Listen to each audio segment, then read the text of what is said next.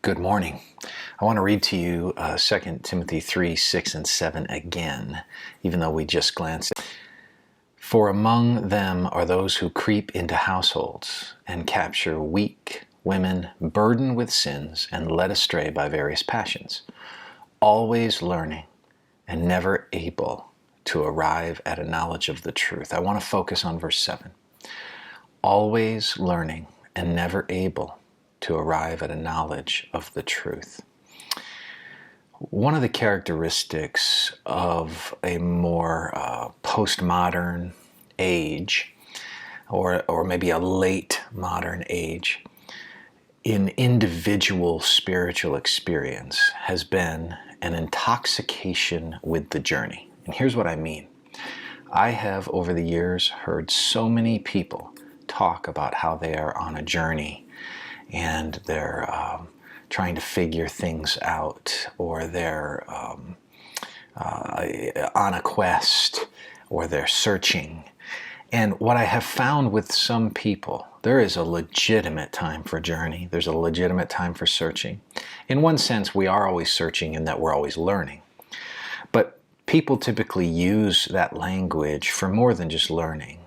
They use it as a way of talking about being nowhere. They use it as a way of not putting their roots down in terms of any kind of doctrinal or faith commitment. They're just always on the journey.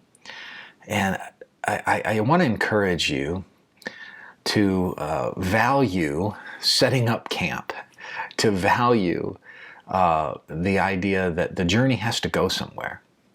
That there's a time where the journey ends in the sense of not knowing what I believe, not knowing where I stand with the Lord. That journey in and of itself is not virtuous. The end that the journey takes you can have great fulfillment, great virtue. And there is a time for searching. But searching is like a road that leads somewhere. It's not like a road that leads nowhere. And I find it an interesting characteristic that Paul highlights here of the danger of these women, that he says they have to be careful.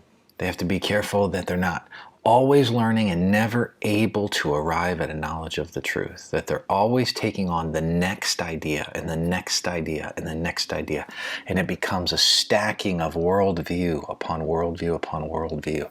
You see this at times where Christianity gets morphed with a kind of New Ageism, where secularism infiltrates and other isms come in.